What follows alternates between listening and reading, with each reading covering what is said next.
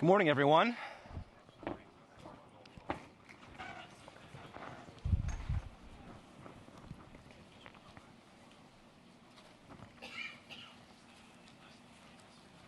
Everyone enjoying BTC Miami, Bitcoin Miami 2023? Yes? Excellent. My name is Craig Sellars, and I am the founder and CEO, co-founder and CEO of a new startup called Self.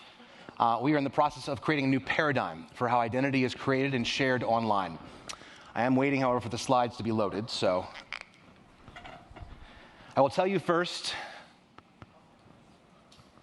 when it comes up, about the history of money and how we got here. Or we can just look at my face and concatenize decentralizing yourself.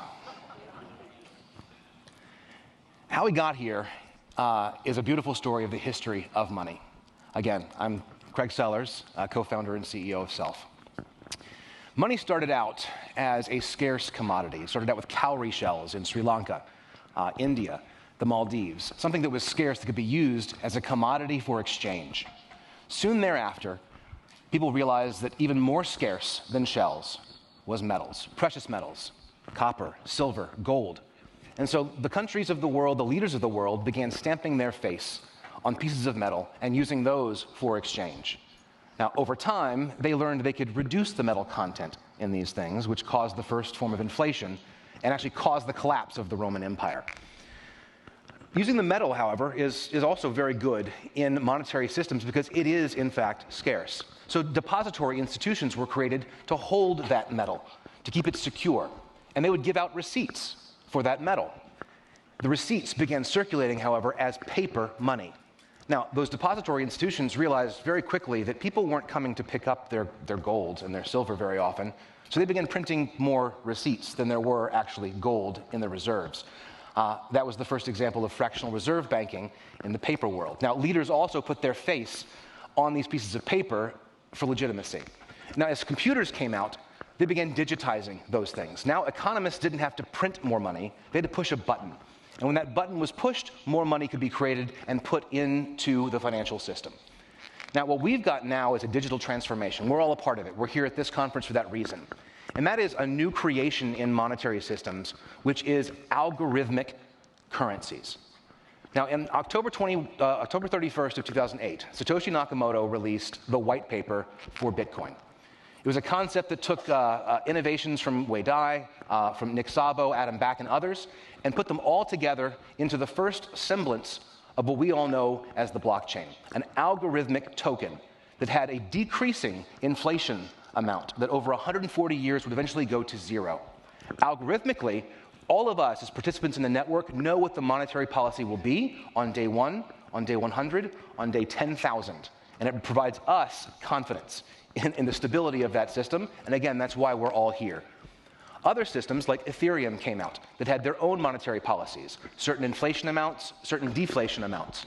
And then along the way came many more altcoins, some of which are securities, others are privacy tokens, but each one has a unique monetary policy that can be reviewed and accepted by the community. Now, the next innovation that came on top of all of these things were asset-backed stablecoins. I was very fortunate to be one of the co-founders and the founding CTO of Tether, the first, largest, and by far the best asset-backed stablecoin out there.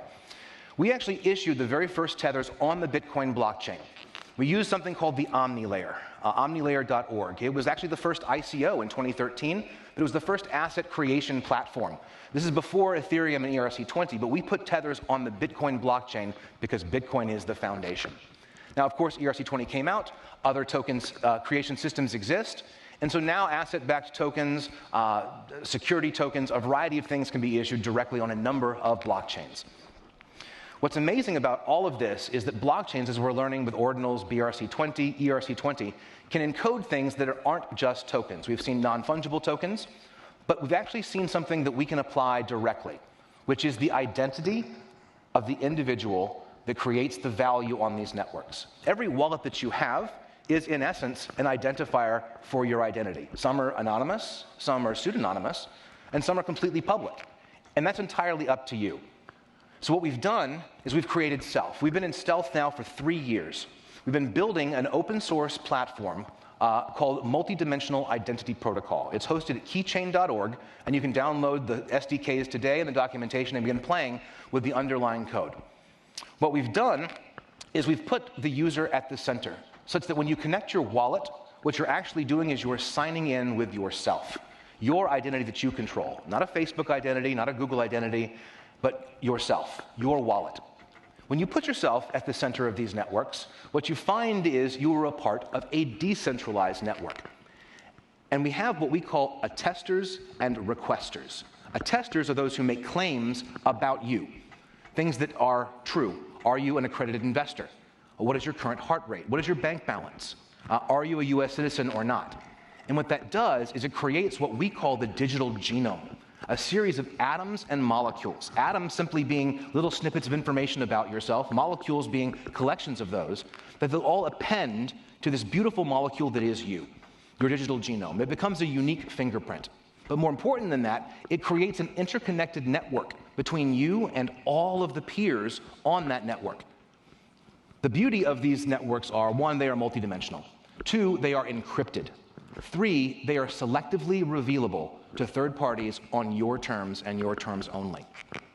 As these things develop, the value increases. Requesters can ask for your information, but they can also pay you for that information. Now you are a part of the payment stream of the identity assets that are currently being leveraged without your consent. Now, since you control the wallet, you control access to all of that. That's because you, again, are at the center. The ultimate non-fungible token that's out there isn't a dog, it's you. You are the thing that creates all of the value on these networks. And now you can control that online with a self-ID when you decentralize yourself. Now, we plan to launch the full network at the end of this year. But today, we're actually getting signups, beta signups for a sandbox environment. We want to have hundreds of attesters and requesters on board to have a fully fleshed ecosystem by the end of the year. So if you're a company that has identity assets that you'd like to monetize, if you are a company that wants to request user information, or if you are a government, an NGO, an organization, or an individual that wants to begin controlling your identity online, please go to yourself.id and sign up on our beta mailing list and begin the process of decentralizing yourself. Thank you, everyone.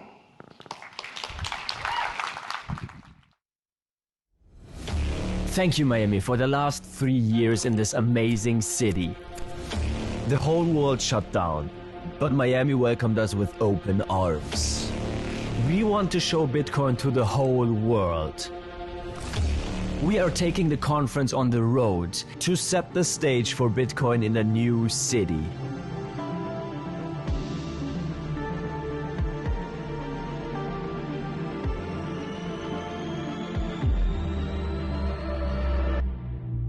Nashville. Bitcoin 2024 is coming to Nashville in Tennessee, a city that is known as a music and freedom city. Bitcoin 2024 in Nashville from July 25th to 27th.